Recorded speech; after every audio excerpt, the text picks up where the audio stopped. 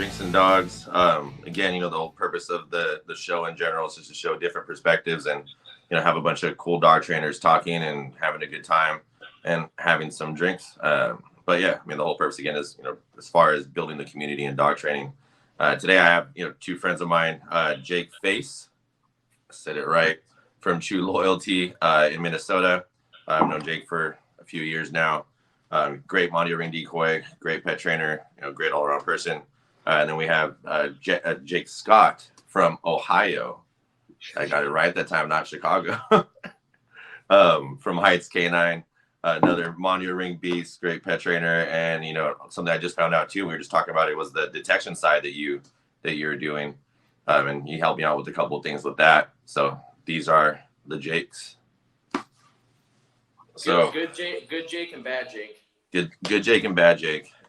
So I have my the seminar that we're gonna do over here for you guys is gonna have that Eminem album, that Bad versus Evil or Bad Evil album cover. It's gonna be you and Jake. We just gotta get poses like that. So I'm gonna have you guys to take pictures so I can have G make that album cover. We'll do it. Dude, so how are you guys doing with the whole Rona thing? I mean, we've been shut down for 3 months. So Are they planning on opening you guys up anytime soon? We are going to do a soft reopen of the facility June 1st. And it's just going to be partial reopening because our facility does daycare, boarding, grooming, and training. So we're just going to reopen for just daycare and grooming initially, and then slowly ramp into full services. The past week or so, Ohio has started to reopen gradually, but as you'd expect, there's been some hiccups and other industries. So I'm trying to be really cautious. Yes, and that's one of the big things that I've been afraid of over here because as you guys know, I've had issues with the cities before. So for me, I had a lot of dog trainers around here, they're out and about doing their thing, and I'm like, all right, I'm an easily identifiable person with the face tattoo and just the beard in the area that I'm in. So if I go outside and start training dogs, you're like, oh, that's that motherfucker that was on the news that got in trouble for that thing, or for the city to change my zoning code. So I'm like, all right, I'm just gonna try to be as cautious as possible. Hence all the other online stuff that we're doing. You've been doing most of the training outside your place, right? So I only work our dogs, the dogs that I can work in my house at our facility. And I try not to work the dogs in a public place too much anymore, just because over here, in Gilroy, there's people out everywhere, and there's so many loose dogs that I just don't want to run into a situation where I have to I'm working a dog in a field or just now we can't even get access to some of the buildings we had access to before, or even just outside in front of our house in the van, just because I don't want another dog to run up, because that's happened to us before where I've had to snatch a dog real quick or boot one so it doesn't get to our dogs. Yeah. So I've been kind of cautious with everything, plus not get in trouble. I feel like it's been worse with the coronavirus because the place that we lived at before, huge park, I would always bring my dogs there to work them, and it's the amount of people quadrupled, and the amount of off leash dogs is insane. So it's the coronavirus definitely has influenced that for sure. Oh, it's nuts, man. How's everything out in Minnesota? Are you guys still shut down too, or are you guys in any stages of opening up? We're in stages, but it's really I guess slow. They're just opening retail shops and stuff like that, and limited amount of people going in. State fair is closed. Super bummed about that. Especially Mick, my wife, because that's her state fair is her jam. So since the state fair is closed, I doubt that any big events will be open and stuff like that. What about that's fucking shout out to Milk, Jake's wife. I know I mispronounced her name too. But how's I guess anything with Mondio? How are you guys doing Mondio? Is there anything on the national level or world level that's going on? So we just officially canceled the national championship for this year. I am the chairperson for the national championship committee for United States Monitoring. And the event was supposed to be in April. It was supposed to be in Denver. And Denver, from what I've seen, has had some of the most like restrictive, well, just Colorado in general, restrictive shutdowns. I guess people can't even go like inter-county. So we had originally thought to postpone, and then we just made the decision to cancel officially 2020. Now we're looking at planning 2021. We are going to roll everything over. So it'll be Denver 2021, same hosts, same hosting club, same judge, same decoys, reset, refresh. I think one of the first trials that we're going to be trying to do is actually going to be in Minnesota. Yeah, that's in June. Yeah, in just a couple weeks. And then my buddy George Manley is going to decoy it, and I don't know who the other decoy is. Are you decoying it? No, I was going to run Theron, but since his little his teeth problems, I'm not running him. So got it. Yeah. So I mean, trials are just going to start like ramping up, and we're going to see what's up because, like, aside from the sport, we have to just be respectful of whatever like locality, what their regulations are. Yeah. So we'll see. I mean, it's just a big question mark, you know. It's huge, man. Like there's like states that are just fully functioning now, like completely open. Like well, I was gonna say they reopened bars and restaurants here, and it was supposed to be like limited.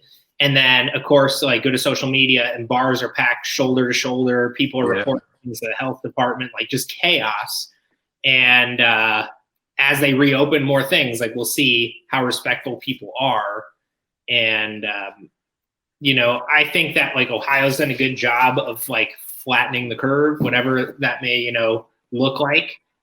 But when we start reopening things, like it's just a free for all. So we'll see. There's no like it's super weird because like over here, like in California, it's, you know, our county, Santa Clara County, has like one of the more stricter, I guess, regulations, and it varies because like Santa Clara County includes San Jose, which is like one of the more highly populated like cities or like cities in California. It's like I think it's like number 5 like in the US or something.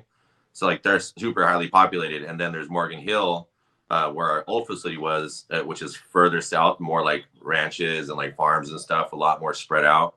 Similar to I would consider it like somewhere like in Minnesota, like St. Paul.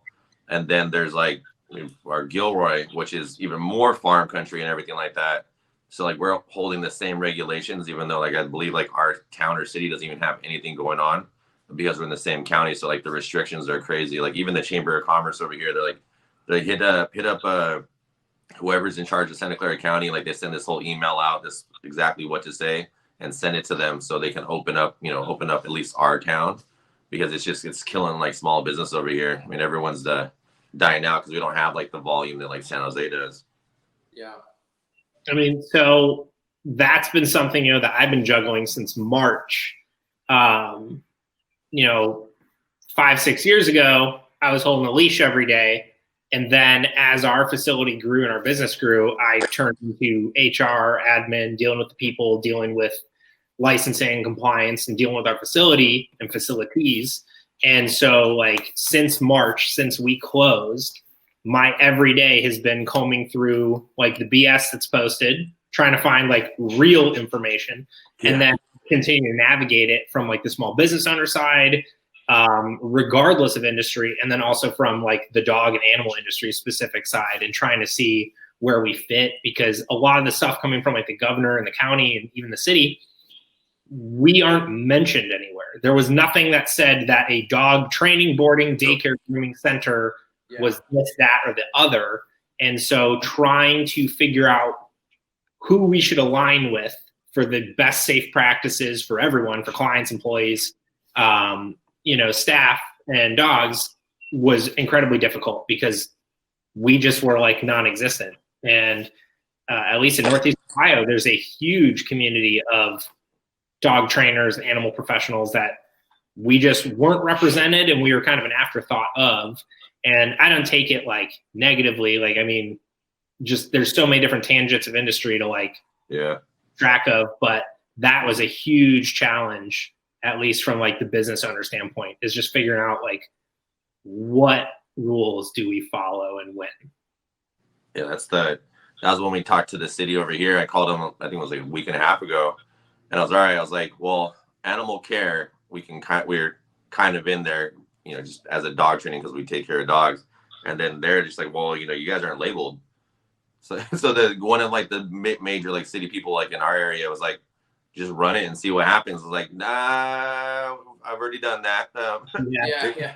I know what happens when I do that. It was like, I've done that a couple times. It doesn't really work out well for me. So I'm going to wait for some actual like context to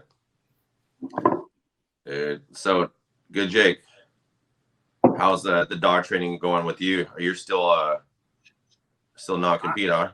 Yeah, I'm still under my non-compete. I have probably like 5 months left. So Jesus. Until then, I'm doing fire door stuff. So this week, I got done at noon today, and I put in a like 60-hour week. Nice. So it's a different job for sure, and it's kind of crazy because managing my schedule is hard because you never know when you're going to get done. So with the COVID, it's been a lot lighter, but since I moved in to the new place, one of those long days hit. So it's been crazy. It's been a pain in the ass. And you guys got a new puppy too? Yeah, Riggs. Yeah, what's the plans with that guy? I'm gonna do some bird dog stuff with him. I'm gonna Mick's dad he trained bird dogs and bred English pointers for like 17, 20 years. Jesus. And her brothers are super into it. So I'm like, I want a buffer dog between Theron and my next Malinois. Like, I'll have another Malinois for sure, but I wanted something that would be a little bit more easygoing, but something that I could still train and do stuff with. So I wasn't surprised when I saw you get like another dog that wasn't a Mal, because I remember after, I think it was like one of like the sessions we did like out in that park by the police station in St. Paul. Yeah. And that day Aaron asked, she's like, so you want to get another, because Darren was losing his shit. She's like, so what's the next dog you're gonna get? Like, definitely not getting a Malinois again. Just definitely not doing that again. And I saw that, I was like, oh yeah, okay. He was right. He didn't do that.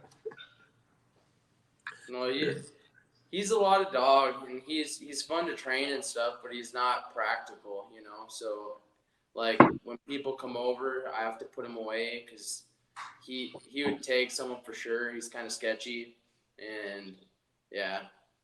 That's like the smallest dog ever to me. That's like ever maybe like, oh shit, you're kind of fucking scary. Like, 55 pounds, man.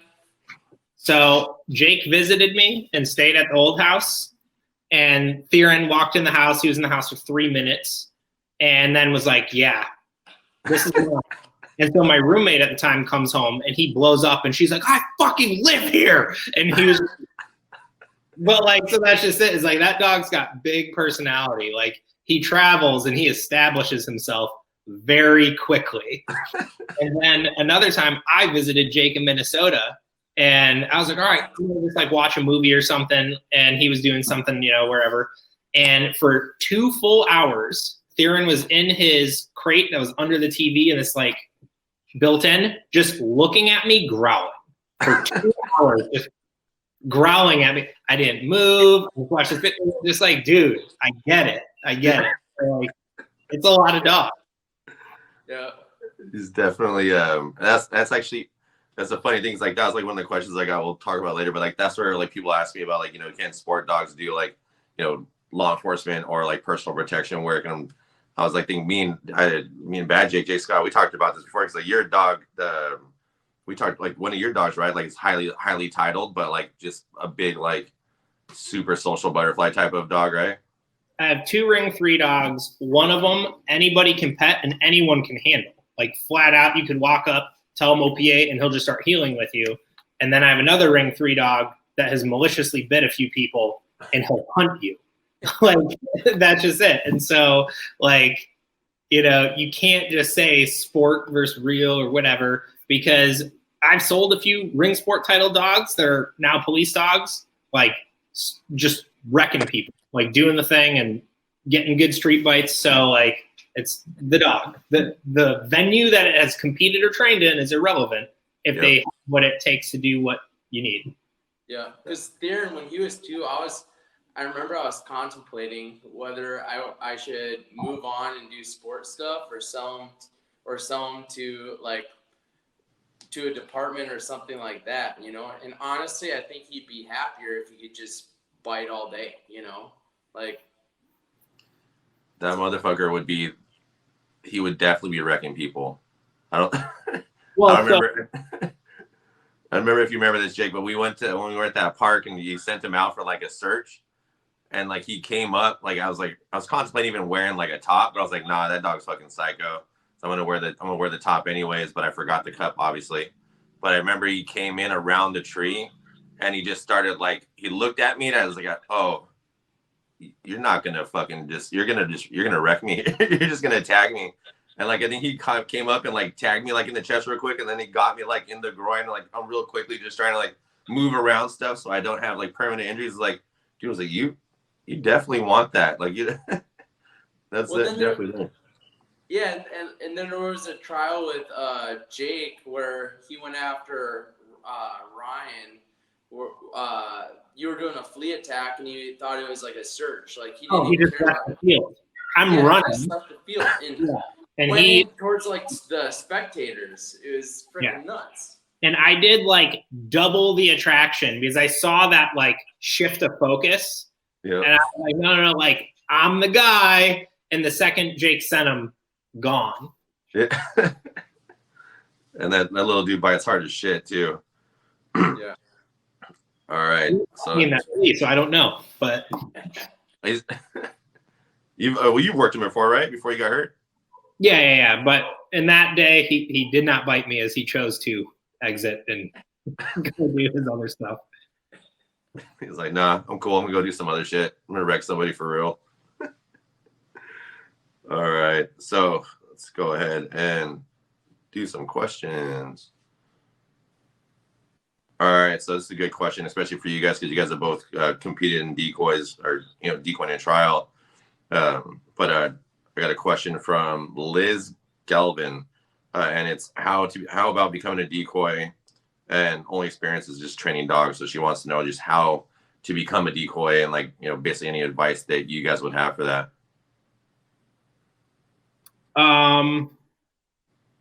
Really funny. My girlfriend just commented on this. She almost became a decoy accidentally the same way as that story. So, I mean, this is something you have to have a mentor for, in my opinion. Like, you cannot just go and start getting bit by dogs and like figure this one out without at least having someone to kind of guide you through the ways, because you're going to mess up a dog. You're going to mess up yourself. It's one of those things that I would, just like I've said in other lives I've done recently, find one area of interest and learn it. Whether you have a French ring club near you, Mondial ring club, IPO, or a really forward-thinking police group that's willing to work with you, but I would find someone to steward you into decoying, because there's a lot you can do wrong for your safety and the dog's, and there's a lot you can do wrong that is counterintuitive to the progress of the dog, which is what this is all about, is training, building, and working the dog. So that's my advice. It's not necessarily like one avenue specific, but find what's accessible to you, because if you find a French ring club 6 hours away and that's the closest thing, that's what you want to do, you're not going to stick with it. I don't care who you are. Like, it's not realistic. Find what's local to you. Find what's something that you can really dive into. Yeah, no, I agree 100% because I definitely got lucky. I saw a video of someone doing Mondial ring when I was in college, and I was like, how do you get in the suit? How do you get bit by dogs? And then like a week or 2 weeks later, I was training up in Harris, Minnesota with Lisa Geller, who's kind of one of the OGs to Mondial ring. And then 2 weeks after that, I was getting taught by Fernando Dosta. So I got plugged into a really good group with some experience right away. So I definitely got lucky. I did the same thing. Mondioring was the most relevant sport close to me. I trained with Todd Dunlap, and I belong to West Penn Mondioring Club. Even though I'm in Ohio, it's just over the border. It was 50 minutes from my old house. And so I lucked out in being able to find a mentor in a reasonable drive. And I started going out there and training as a handler. But then when I made the decision to jump in the suit, I had access to the guidance of someone experienced and skilled to take me under their wing, keep me safe, keep the dog safe, and make sure that I learned things from the ground up and I didn't get ahead of myself. So again, accessibility. If there was a French ring club closer, I could have gone that route originally. If there's, IPO, IGP closer, same thing. It's just I found a active group that was able to work with me close by. Yeah, because I could have went to PSA, IPO, or IGP, but it was what was there, so I followed it. Yeah, I completely agree. You definitely got to find a mentor. I know, because I came from like the rescue side, and then I started getting introduced to more of like, shits. I got to choose shits, and I saw that for the first time. And like the first time I saw it, because coming from rescue, and I walked onto like the San Jose German Shepherd field, and I saw, my mentor, who became my mentor, Terry Macias, and them handling a dog, and I was like, holy shit, like this, this is like for real, because they're prong collars and dogs are biting people, and I just thought it was awesome. And then he kind of just said, he's like, at the time I was boxing, so he's like, well, you should have good footwork, so let's go ahead and start teaching you like the mechanics and everything of how to use the sleeve, and like the footwork. So I started working with him, and they kind of just developed, and I got kind of, as you guys probably, you guys are involved in sport, but I got burnt out with the politics of sport, and I just started learning other things, in the suit, search everywhere for someone to help me,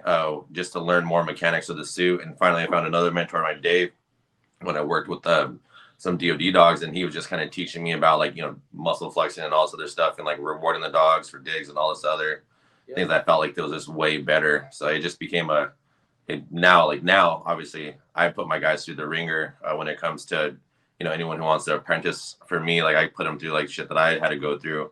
Maybe it's not as bad, but I'll make my guys run around with suits, do ground movements. When we had like the van at the other shop, I'll put my guys like in a hot van in the suit for like 15-20 minutes, and like make them come out and run again, and then work a dog and do some other stuff so they understand the mechanics of it, or like just working tired, and then we work like a bunch of technical stuff. So it's if you want, basically the answer to your question, Liz Gablin, would be find a mentor and something that's reasonably close to you so you can stay consistent. Yes. Let's see. So let's actually, the one thing we should probably touch on too is that, because this is a question I'm getting consistently is always, what's the difference between a sport dog and, quote unquote, a real dog? What is your opinions on that? Jake, you probably know this better than I would. Just what exercises have you taught it? Have you taught it to wait at your side while a decoy agitates and then go and bite someone under the guidelines of a sport exercise? Have you taught it to go extract a person from a car? Like in general, it's what the dog knows. At the baseline, you do need a certain set of characteristics to succeed on like the real side, like police canine.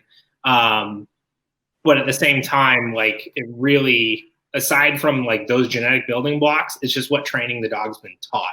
Because you can take a banger of a police dog and walk onto a ring field and get 0 out of 0 points because you as the handler don't know the exercises and the dog doesn't know the exercises. And you can take a ring dog who probably should have been a police dog and step into the police world and fail everywhere because he's never been shown those things. You can definitely compete in sport with dogs that do not have necessarily like very deep drives. I prefer using like shallow and deep rather than like high and low drive, because like you can have some real high drive dogs and then it can get shut off real quick. Like, yeah. And you can have some like kind of like shallow drive dogs who can still make it through some stuff. So do they have the genetic building blocks to face what the world has out there, and then have you taught it what one or the other looks like. I think that's really it for me, like how I view it. Yeah, and there's like point dogs that put up good points. You know, they might not be the drivest or whatever, but shallow, but they can complete that series of exercises. Yep, and they put up good numbers. And then there's like a dog who's just because a dog's a good hitter, you know, and bites well and has a lot of drive, doesn't mean they're going to do well in sport, you know. I mean, that's a huge thing. Ring sport, specifically Mondial ring and French ring, don't judge grips. So you can have a dog that hangs on with one tooth, and it's fine, and it can put up big points because that out is scored too, and it's easy to let go of that one tooth. And then you can get some dogs that come in there with these big, crushing, brutal grips, and they lose all the outing points. They got held off in the entry maybe. So, like, again, it's what they know, what abilities the trainer had, but you do need a certain kind of like genetic foundation to do the quote unquote real side. But that doesn't mean that a dog that's performing sport currently doesn't possess that. It just means whatever that handler's doing with that dog happens to be a sport. Well, and there was a time when I was in Ohio and I was decoying and for West Penn, and Jake was there, and I worked this dog, and like, how come he didn't use a whistle? Like, why did that guy call his dog back? He's like, oh, that dog did some like police or security work or whatever. And everybody on the field was a little sketched out because he's done live bites before. Remember that? Yeah, I'm trying to think what dog that was. There's been a couple dogs that came around here that wanted to kind of like cross between the two. But again, at that point, the biggest liability became the handler. If the handler didn't understand how the field operates, the components of the field, where judges are, where field help are, it wouldn't be anyone's fault but that dude's if his dog went off and bit someone. Yeah. I mean, we do something like we do a lot. We don't do so much sport, but you know, I kind of cross train and everything's like hybrid for me. Like I'll teach dogs lower body. I'll teach dogs upper body. If someone comes in, they want to do shit, and like I do their helper work. You know, like for them, like I just want to create like the biggest, hardest hitting dog that they can have, and like we'll still operate within the sport system. Because just like what you guys are saying, is like you still got to have, you know, they still got to score points. You know, they still got out. They still got to do the exercises. I mean, I remember there's this dog named like Yoshi, and my old mentor Terry, he wanted to get this dog as a German Shepherd, but he bit so hard like on his shits in the sleep because how they worked him and just like his genetic capabilities that he just couldn't title on anything because of how hard he would bite. He couldn't actually pop the sleeve out for like the revere, like, or in the blind, like the dog just couldn't actually get his mouth off of the sleeve because like just how hard he'd been. He just ended up coming in. I think they ended up selling him to be like a law enforcement dog. I think he did work as LEO. But I mean, like the same thing, like for us, like, you know, we don't really train specifically for a sport. Like for me, like I just want to create like the most like hybrid version of it so the dog can work, you know, in a sport world, be clean and safe, and then also can work in a real world. Because essentially when we sell like, you know, personal protection dogs, they can't have that super sharp edge like all the time, because what's the purpose of that? But they have to have the ability to, you know, work in that world too. So like that's another thing that, like, you know, that we focus on, at least over here in Primal Canine.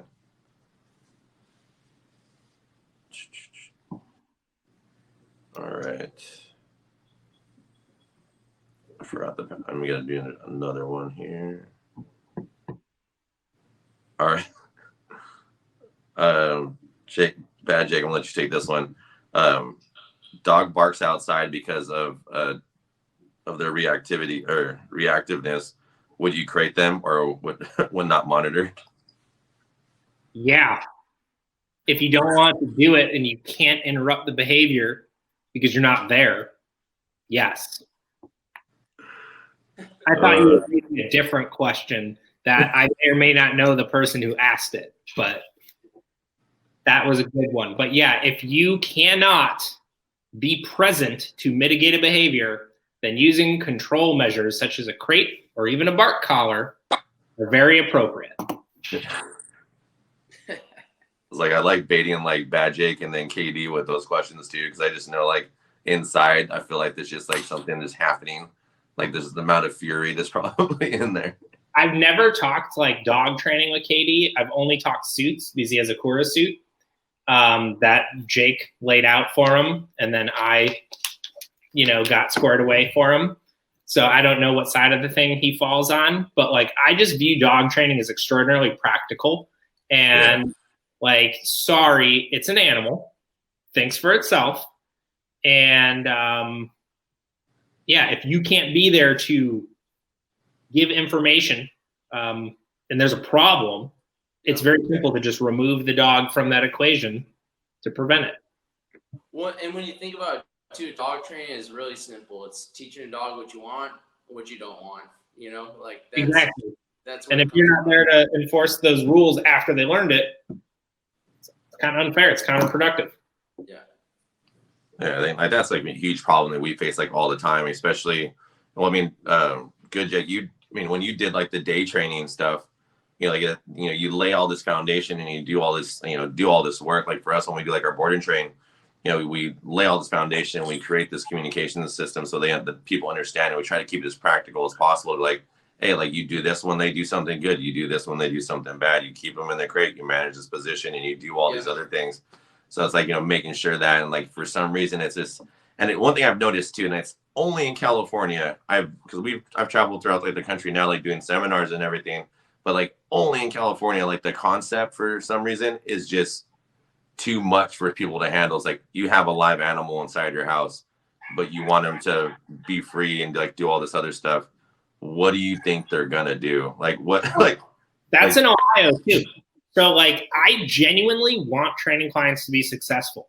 The end. Like I do not want to perpetually take money from you to constantly train the same thing over and over. I want to do a program. I want to establish good behaviors, teach you how to handle, and I want you to succeed. I want to follow up with you and have you say, I'm really enjoying walking my dog. I'm able to include my dog in X, Y, or Z family activity. Yep. And a lot of my phone assessments for the last year have been, no, you do not need a board and train program. Like I flat out tell people no repeatedly, because generally their expectations of what can be accomplished are either like so far from what's possible, and I kindly educate them, or it's something that it's that simple, that barking thing where it's like, check it out.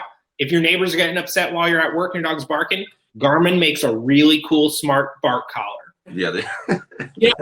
But I've literally had that, and then I followed up with them, and they're like, man, that Garmin thing's great.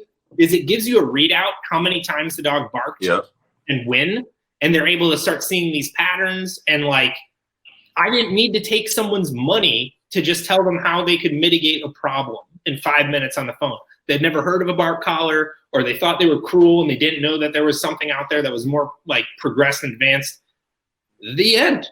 That's simple. It doesn't have to be rocket science. And, but we do get a lot of people that want a robot. Yeah. And it doesn't work that way. Well, and the company that I worked for before, they guaranteed behavior. So like after 4 weeks, like, hey, we guarantee like a list of, it was like 10 behaviors, right? Shit. And then the clients would come in and were like, hey, these are the expectations, right? Like, this is what you can expect. And they were like, wow, like you don't seem as confident as like the company or the website. It's like, no, but this is reality, And so it's like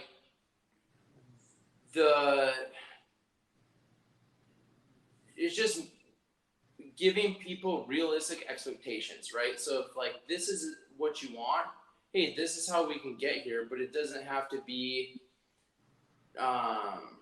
guaranteed, like it doesn't have to be like, hey, we train 4 behaviors. It's like, hey, these 4 behaviors can help with this, or we train this that can help manage whatever situation. Yeah.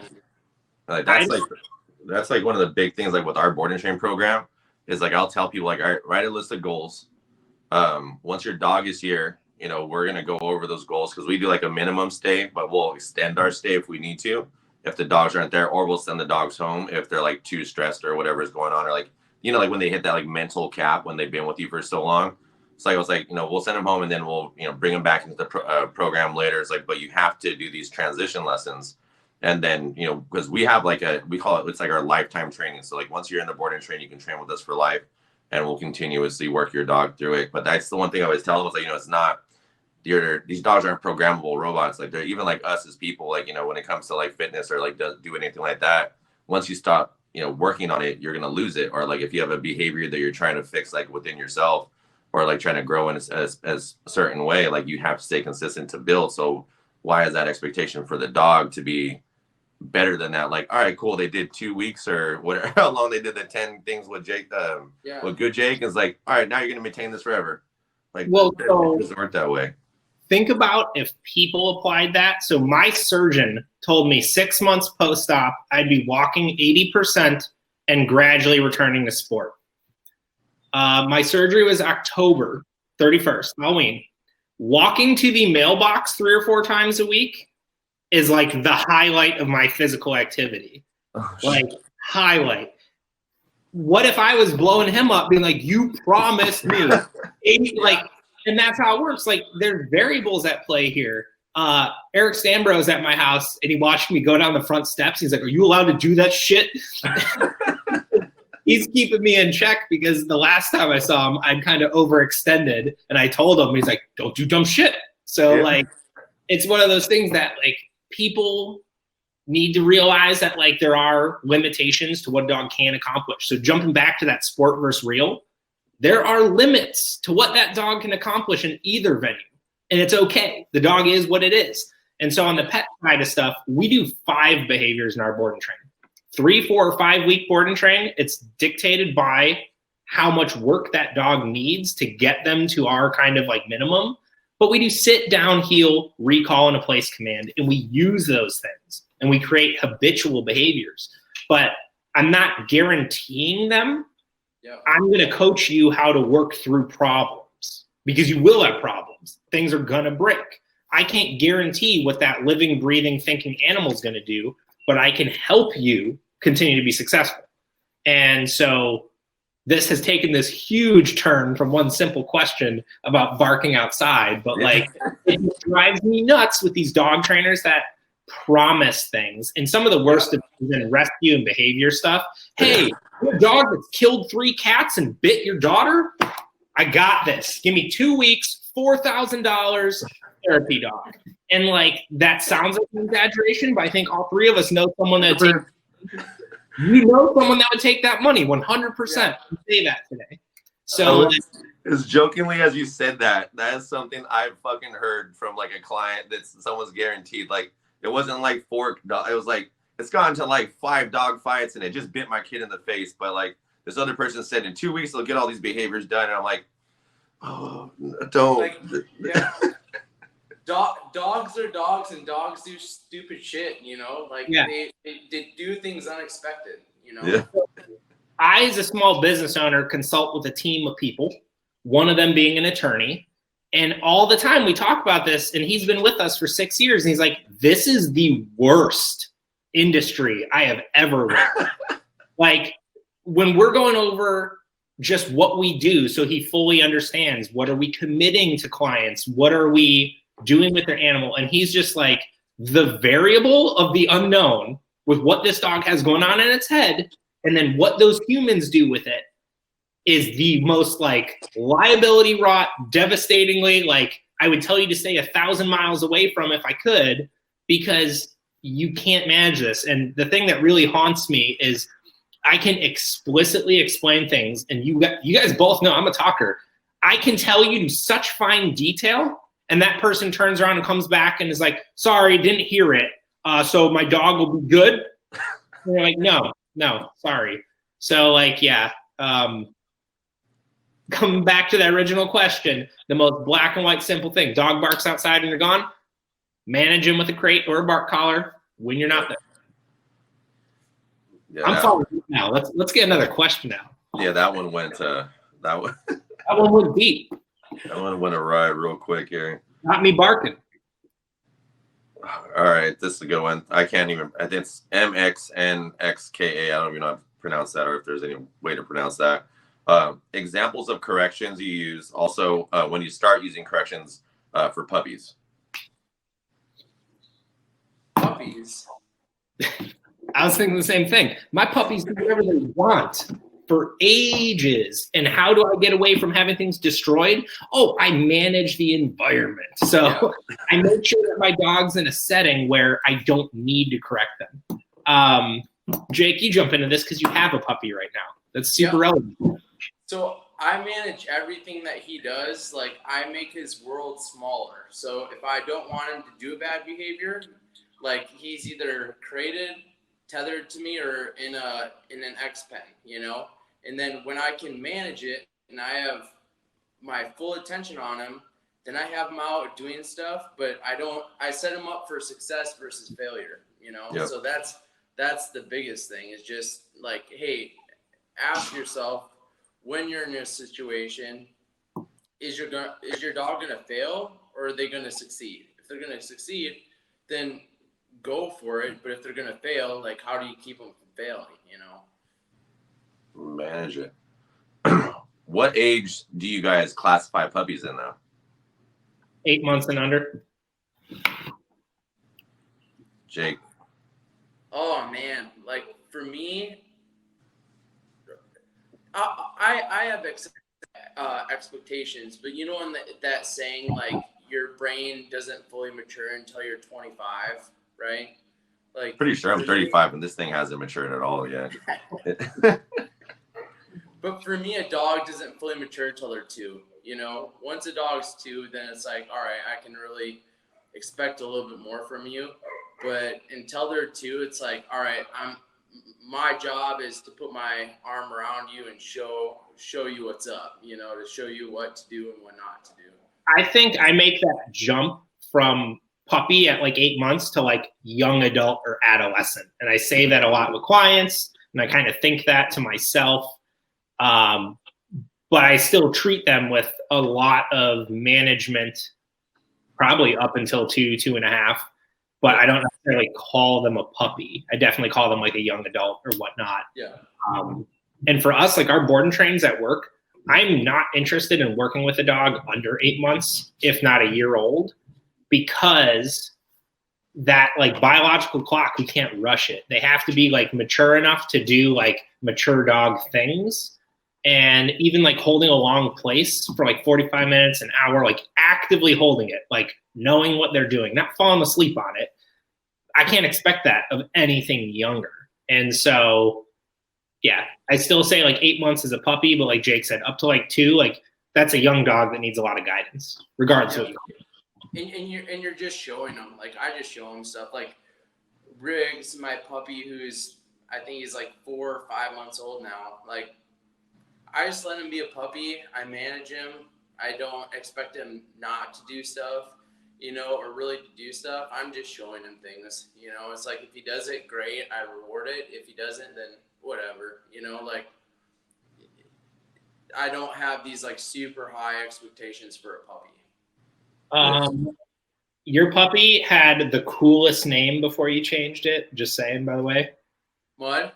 Oh yeah, that's awesome. What was your puppy's name? Mud. So hunting dog? That's amazing. Yeah. So what the deal was if I got another dog, the wife could name it. So Mick chose Riggs, so she was the one who was able to rename it. But it's one of the best names I've ever heard. Riggs, like, it's fantastic. It's good. It's good.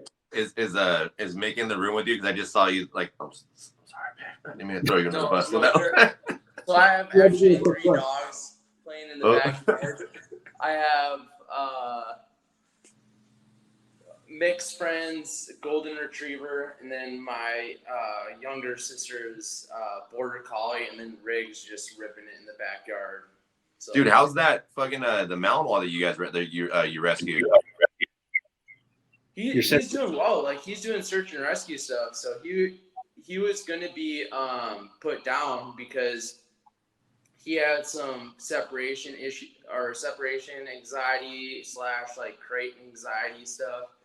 and he tore his leg open when he was at the shelter. And the shelter's like, well, we don't have the funds to take care of this, so we're just going to put the dog down. So I want to say like 5 people reach out to me saying like, hey, you know Malinois, like, can you help him out? And I was like, well, I don't have the space right now. So I reached out to my younger sister. She took him in. I helped him work through the crate stuff and trying to like destroy the crate and stuff like that. And then now he's doing some search and rescue stuff. So super cool. That's dope. I remember when Emily from Forever hit up Aaron, and then Aaron was like, all right, I got to reach out to Jake. And then next thing you know, like, I think like I asked her, I saw something like on like your guys' like Instagram. I was like, oh shit, he went and got it. Yeah. No, we helped him out, and it was cool because it was lit when that happened. It was the week before I got married. So trying to manage that and figure that out, I was like, oh, this is crazy. But I'm glad he's doing something now. Yeah, that's dope. So I think, let's see. Oh, so for me, essentially what the guy said, that's essentially what I do. I mean, like for me, it's always about the reps. I always have to tell my clients, like, how much reps does your dog know, the behavior? Do they understand this? And then we can start talking about correction when it comes to like a puppy. Like I was talking to Mike Nesbitt from Grassroots and Katie the last week, and he's like, okay, he's like, because the dog wouldn't go into a down. I think that was the question, what it was, or how do you know if your dog knows a down? And without removing the lure, he's like, move your hand like this and say down. If your dog doesn't understand, you know, the verbal marker or the verbal understanding of what down means, and the dog just follows the food, then the dog doesn't understand the actual command. And like that was like the thing I always like tell all my clients. I'm like, you have to make sure your dog understands this stuff before we even start getting into the aspect of correcting the behavior, or correcting, you know, positional obedience stuff, especially with puppies. Because I mean, like you guys all said, you know, just there to show the world and make sure that they're not set up for failure or anything like that. I like that a lot. The doing the like reverse lure. I've never done that. My big thing is changing the picture. If you can sit in a chair and start telling your dog to do stuff, like if you change your picture that drastically, they probably know it. Yep. But I like that reverse lure thing. Good. That's dope. Because most vet people, they go sit, right? They lure. It's like if you can be in a totally neutral position and say the command and your dog does it, then they know that. Then they know it. You know? Yeah, they have a reasonable understanding at that point, I would say. Yeah. So going into, Jake, you mentioned about the SAR stuff, search and rescue. And then obviously I know, Bad Jake, you understand, you know a lot about the detection. This is a question from Venture Dogs or Venture_Dogs on Instagram. Tips for staying focused around wildlife during a long search / detection / SAR. This is all you guys. That's outside of my wheelhouse because search and rescue, like the duration of those searches are way beyond anything that I'm preparing a dog for. I have done some like private narcotic searches with a company I worked for before, and we did some like multi-hour, like very large office building searches, warehouse searches, and I just swapped dogs because I had the ability to work more than one dog. And I just knew that, hey, we have a really long day to go cover this 6-story warehouse. But when it comes down to like a long search, out of my wheelhouse, I wouldn't even want to take a guess. I'd rather have someone that's done it, you know, jump into it. Yeah. So Jake? Yeah, no, if I could shine any light on it, I would say short and sweet, you know, like just build up to those long searches, you know, like do something short and just go from there, you know. But otherwise, I have no experience with that. Yeah, that would be that's something that we will have to, I can't even get in, wouldn't even be able to get into that. Like the most I know about like search and rescue is like how they started off with like using the toy and having someone go hide in the, like, you know, a tree, like to go, you know, look for the toy or something like that. Like that's the most I know about that. I can't even. I would talk to Kyle Briley, Georgia Police Canine Foundation. They have a bunch of bloodhounds in their units and in their area. And like, so of course, like a short search is whatever. You get a dog out to like, oh, we lost Jake. Oh, there you go. you get a dog out to do like a vehicle sniff or whatever, like cool. You need like 5 minutes of working aptitude from your dog. But if you're gonna go just like into BFE somewhere and be like, hey, for the next 8 hours, I'm searching for someone. That's way different. But, So when they're like doing like man trailing and tracking with those bloodhounds, I have a feeling that is more relevant in like that wheelhouse, and that's someone who might have some really good insight into what that entails. All right, so what was his name again? Kyle Riley. Riley. Awesome. So and that's Georgia Police Canine Foundation. He runs all that stuff. If you see them on social media, does a pretty good job. Nice. Yeah, that's wouldn't even be able to get a qualified guess on that one. All right, here's a good one since you guys are both in sport. Opinion on this applies on everything really. Opinion on taking bites from your own sport dog. Some do it. Some say you never should. I work the shit out of my own dogs. I work my dog too. I actually have a girl in my club who handles Theron, and then I take bites from him. Yeah. How the hell? Like that's like the one thing. Like that's for me. Like that's one of the things I learned like years ago. Like when I was doing this, I was like, don't work their own dogs. Like I started finding like this like foundational thing, like with my dogs. Like I understood, like 'cause I square up on them. But like especially like the levels that you guys got to, like where do you guys draw the line when you guys are working your guys' own dog? When you're working your own dog? Nowhere. So, like Jake and I decoyed Mondioring Nationals last year, and I was coming off of an injury. And I'd been out of the suit for 4 months and like going through rehab and stuff. And I got to fly to Belgium for 1 week to like train. That was it. I had 1 full week in Belgium.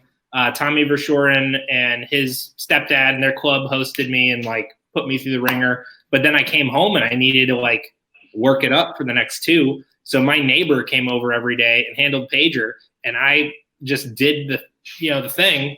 And I mean, like, he ran him down to the point where, like, walking up to the house, he's like dragging his face on the like grass. He's like, I'll still bite you at the house, but like, we worked him out like 30, 40 attacks every afternoon. And then whatever, man. I mean, it's a learned behavior. Was that at the old place? What's that? Was that at the old place? That was at the Jefferson house. So like we had like this straight. Are you thinking about the one that was like in the middle of the suburbs? Yeah. Oh, because I worked him there too. We had a house. Like he worked him in the front yard. Like he'd work him in the front yard, and then he'd get him out of the car and work him. The neighbors would just were so confused. I did some ridiculous shit with that at that same house. I was trying to nicely get Ava in the van. That's my girlfriend's trenching dog, and I didn't have like a good relationship with the dog, and she was loose. And so I went and stood where we usually do symptom barks, and I called her to bark, bark, bark, bark, bark, and I gave her a bite, and I escorted her into the van. Crate, we went. But no, like, I mean, I lived in Jefferson for a minute, which is like out in like Amish country, and we had like more property, and we had a whole field out there. So we just, beat the brakes off it, did the thing. And yeah, I mean, that was last year preparing for a national championship is what it is. Didn't harm anything. I got the reps I needed, and I made sure to interject through those sessions reps that were going to be beneficial to that dog. So I wasn't just trying to pull, move. I would go through the steps on something that Tommy had coached me through, and then the next repetition was me coaching my dog through it and just back and forth, making sure that I was building me up and building him up. And then the only reason I didn't do Ty is the only other person that handles Ty is Alicia. He's trained in Hebrew. You need to actually say his stuff right. And then so like, again, you have to have a relationship with him. Pager, doesn't matter. I was doing dog and white at a trial. Dog and white is the demo dog before competition starts at each level. And we were going to use Page level 3, but I wasn't competing at level 3. And a competitor, I might have actually been a spectator, had a problem with it. So while they were arguing and going back and forth and being dumb about it, Tommy Verschoren walks up, stands next to Pager, goes, Pager, opiate, and starts healing off. And he's like, let's go. And he handled Pager the rest of it. And I was like, is it fine? Like, I'm no longer handling. And they were cool with it. He's like, all right, whatever. But so like, that's just it. When you have a dog that's like that clear and understanding the rules, I think there's no problem. Like Pedro has no edge whatsoever. Like it's all structured. But yeah, I wouldn't ever not work my own sport dog. And there's a girl in my club that she trains very similarly or similar to the way that I train. And so she works Theron, and Theron does great for her, and I can work him any way. So if I want to work him in accessories or like a stick or an escort or whatever, it's nice because I know my dog and I can train him on the exercise.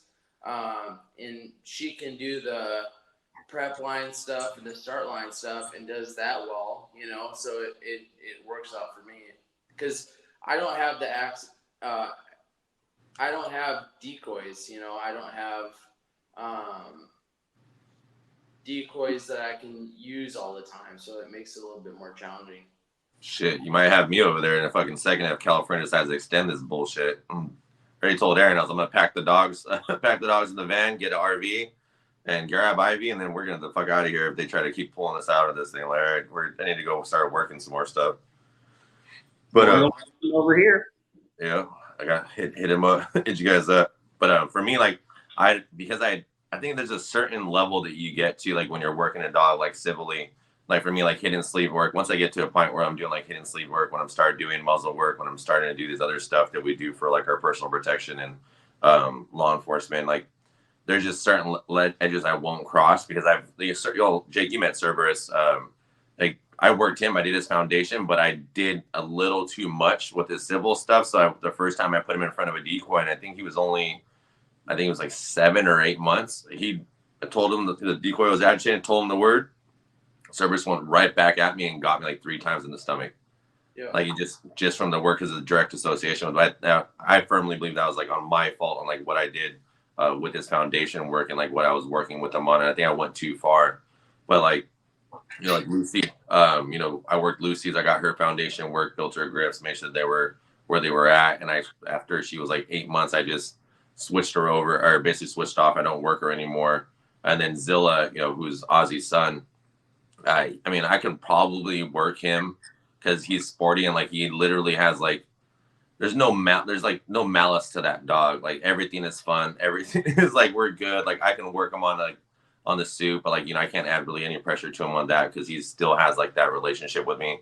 And then there's like Aaron's dog, people ask me this shit all the time. And I'm like, I always say the same response to it. Like Ozzy is like, I could not handle that dog if anything ever happened. I was like, that dog would murder me because I've already gone so far into like, just the civil stuff with him and the understanding of like, kind of like what you talked about, like the exercises and the routines.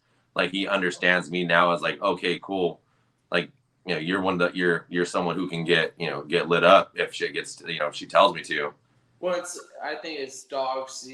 They see things in pictures, right? So if you film certain pictures and they're used to that picture, then they're going to do it, so whether it's for like sport stuff or let's say you're the one that gets bit most of the time, then like definitely could happen, something really funny. So we got a dog trotter, a slap mill, and Ty won't run on it for his ball, won't run out for a wedge. Nope. I threw on a hidden sleeve and threw a hoodie on over it, and I like puffed up at him, and he started booking it. So like he's willing to like really bite me in his head to like that thing. But it's funny. His entire ring career, from his obedience titles through Mondio Ring 3, he's worked for one single Gap A ball. It's the same ball, and he'll spit other balls. Like he has the magic ball that we've somehow kept track of for the last 6 years, and he wouldn't run for that. And I'm sitting there in the garage, our old house, and I'm like, what the fuck? And he's just like ears pinned, like being all like, bummed out. And so I thought I was doing that being funny. And then he was like, it's on. And I was like, all right, never mind. And then you get Pager runs, jumps on the thing, and is trying to like push and make it go, and it's just big stupid. So I gotta send you guys a video of our dog's routines. It's literally like they come out of the kennels because all our dog trotter and our dog pacer are like right next to like their kennels. So like now like Set, the new puppy I have, which I think like with her, like her edge is a little a little sharp there. So with her, I think I'm gonna stop working her when she's around 8-9 months.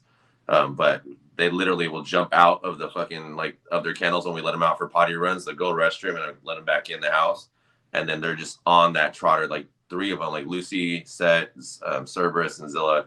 They literally just will hop onto that thing and just start hauling ass for like no reason, like just because they want to get on there and go. Yep. So the answer to the question is there is no answer. These guys work their dogs in the routines of like the sport that they train in. I don't really follow a routine in the aspects. I'm not training for sport. I train for a little bit different things. I personally won't work my dogs past a certain things as far as bringing defense or civil stuff. Once I know I'm going to handle it, I did that with Zilla. Once I started transferring them over, like started working them, because that was going to be Erin's other dog she had to handle specifically, and I stopped working him because he started like our relationships, because I do all the main OB too in the beginning. So like all the foundation work with him, like you can kind of see like with him, he was like, the fuck, like it just wasn't like clear for him, like he couldn't draw the line. So like now I just work him for if I do like demo stuff, but eventually he'll go back to biting other people. Well, and with sport dogs too, it's funny because once they know like the decoy's voice, it's like they might be sitting in the truck waiting to work, and then they hear someone come out and they're like, "Oh, I know that voice," and they get amped up. So yeah, definitely. It's a relationship thing at that point. Definitely. All right. Next question. This is on the pet side here. Advice for training, and this is from Gnarly Dog Gang. Advice for training tiny dogs with little food, motivation for food, even after a couple days of withholding. You guys ever run into that? Yeah, a lot. And I don't get to the couple days of withholding. Like if I'm having an issue and it's like ongoing, it's time to troubleshoot. Like I'm not going to wait it out. I definitely put like dog care first, dog training second.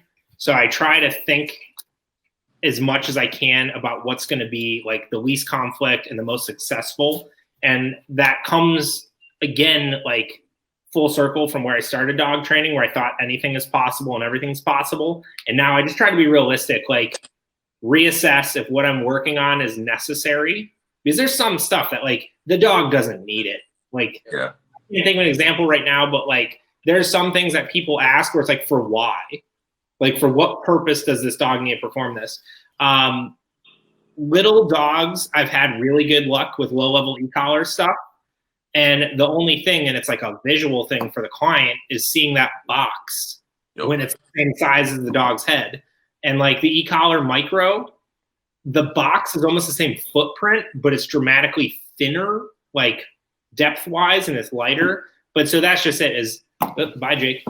I switched almost immediately then at that point about, using the e-collar and trying to be fair with pressure and release and kind of reevaluate what I'm going to do. I don't have just one way to do it.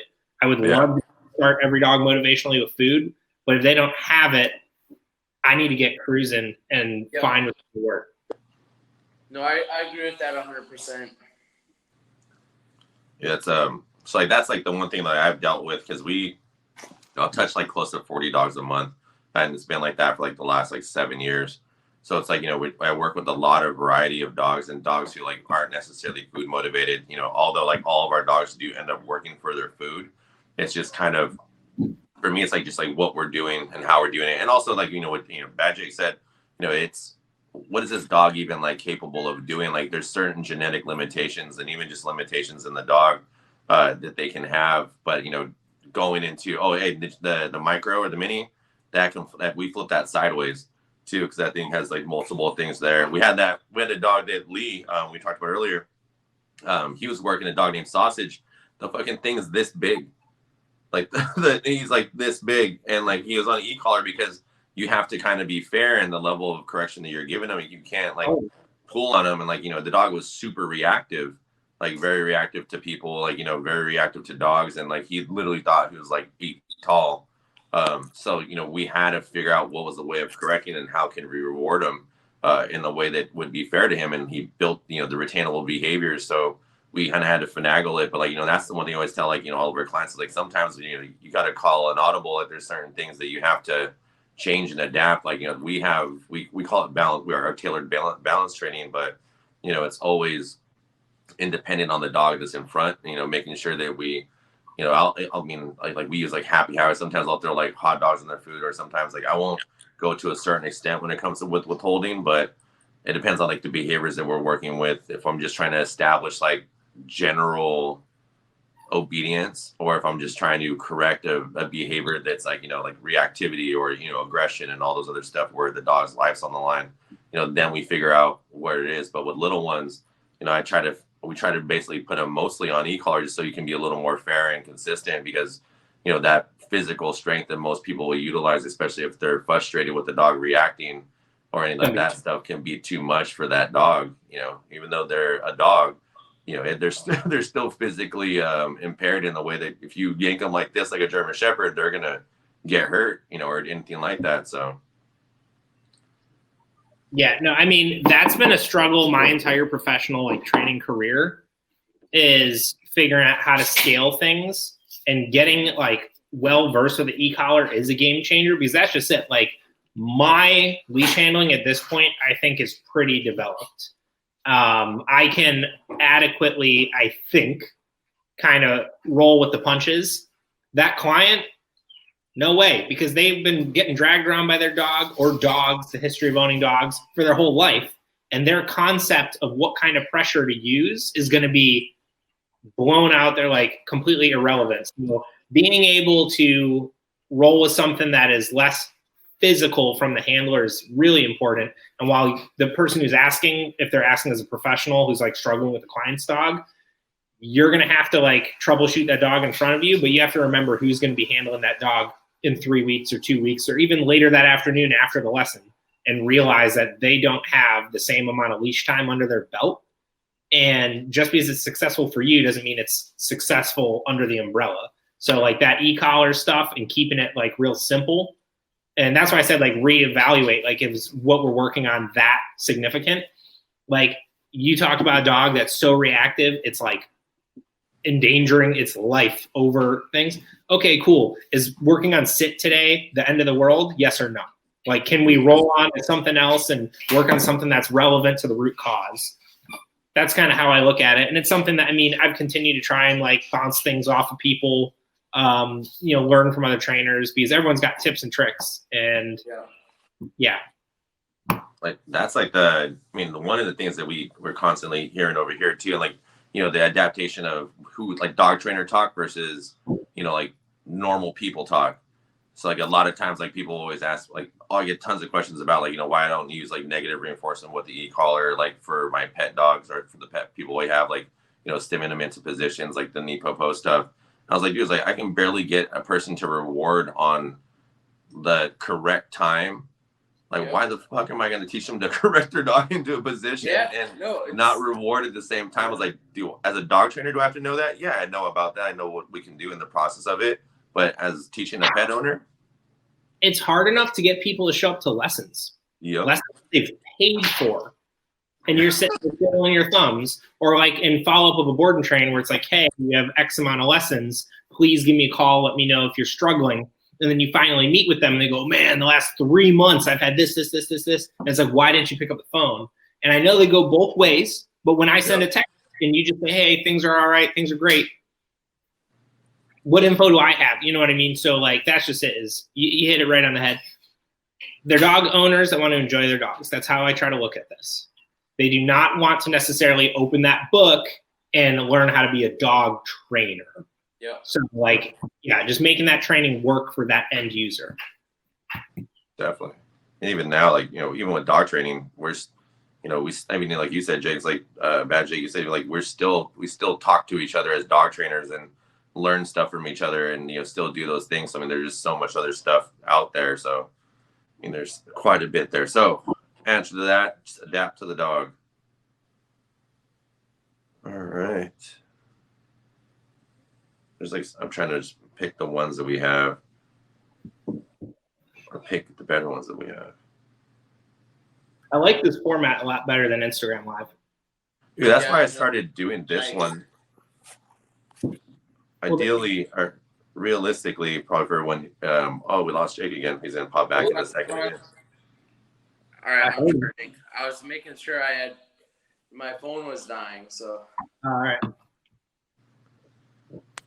Yeah, this format is, I mean, I like it just because I think like there's like the fact that there's not really a time limit. We're not having to rush through questions and all that stuff. And honestly, it's just an excuse for me to hang out with my dog friends. So that pretty much makes it easier. Let's see. So I don't know if you guys use this stuff, but so this person asked the question is like, do you use food for your commands used outside in training sessions? So basically, I think what they're asking as far as like, do you carry the food out while you're out walking and, you know, doing other stuff with the dogs? Like for me, like I use food for all, like most of my training or majority of it, especially young dogs. That's how they eat. You know, they eat through like our training sessions. I don't always use them that way. I don't always use it that way. Sometimes because the dogs understand what I want from them at that point. But typically, I mean, I use food or tug or a ball or just, you know, depends on what I'm working on. What I do is I train for the situation versus expect for the situation. So if I want a certain thing, rather than expecting them to just know, I work them through it, show them, and once they know the expectations, then I don't have to use food or whatever as much. I have a two like sided approach to that, I guess. So like board and trains, we're using a ton of food throughout the day. We're reinforcing the hell out of stuff. And then we do turn that table to like, once we have learned behaviors, we're reinforcing excellence, and then we kind of wean off. I do tell every single client in a send home, carry a treat with you on a walk because there will be something worth paying for every single walk. It does not hurt to throw a treat in your pocket. And the whole idea of, well, my dog's trained now, he doesn't need it. So what? Like, I'm an adult now. I still would like to get paid when I go to work. And so get that dog out there and find something on that walk that they did great. Ask them to do something just cause and pay it. But like, keep that value crossing both ways. And then on the reverse, like my personal dogs, because they're sport specific and that's life. Like Ty, up until he retired, Mandarin was it. Like he doesn't have any other training. Same thing with Pooch. It's not applicable. Like I don't take those dogs on walks. I take them out on training sessions. So like food, ball, tug, like that's life, the end. And we look at it that day that there's no food or no ball, that was a trial. Like that was a blip in their training schedule. And then those things come back. And it's all about managing the peaks and trying to keep the dog mystified on why that one time there was that fluke where I didn't get paid, whatever, and then move past it. So, you know, on the pet dog side, I tell people always have a treat with you because why not? And even on stuff in the house, a family had asked me, is it okay that we still, after the board and train, give him a treat for going to his crate? Yeah, for sure. Like, as long as you remember and you got him in the pantry, pay it, because why not? And then those times where you don't, he's more likely to still go to the crate because he has this long reward history of it. And just looking at, again, the like functionality of who's using the training, that treat also makes that person feel good. They want to give their dog treats and toys and attention, like on the pet side. So why not? Like, enjoy having your dog. You're using that crate that'll probably help that dog not bark in the backyard from the question earlier. And like, you can still use food and it's fine. Like no one says at age 3.5 after a training program, your dog may never have a treat again. Robot. And a lot of people think that way though. Yeah. Oh, it's crazy, man.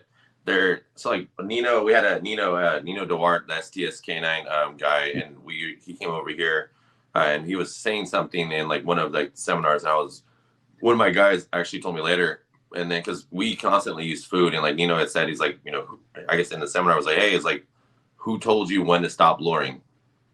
Like, when is it? When do you stop luring? When do you stop, working for food? When you stop doing all these things? Like, but like, why would you stop doing those things? It's something that's, it's kind of the same thing. Like what, Magic was saying is like, it's fucking that they're not robots. They're not programmable. Once they learn the behavior, it's fine. Like for me, even with some of the dogs I have now who obviously like know their stuff, like I'll still include luring for food, through their daily routines and daily stuff that we do, just because it's fun stuff to do with my dogs.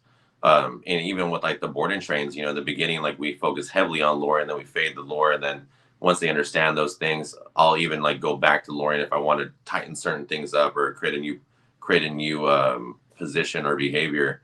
And same thing, like when we have because we do tons of behavioral cases, if I get a good eye contact when we're walking down the street, especially like in our area, because everyone has off leash dogs all the fucking time, I'll make sure like I'll reward that here and there. With a treat or food, whatever it is, but we build that up as we go. So and so that's just it. You just proved my point. There's always going to be something worth paying for. Yep. 100%. 100%. All right, so this is a good question as well, but I want to make sure you guys get in depth on this one. What is Mondio ring? Oh. I feel like that's something that like a lot of people, especially like, we have 266 people on the stand now. It's like, there a lot of people don't understand the sport and like, or don't understand sports in general. And especially like on the West Coast, I mean, I think only down south has like Mondio ring. I think there's like 1 or 2 clubs down there, but up here we have nothing. So I'll let you guys take this one out with that.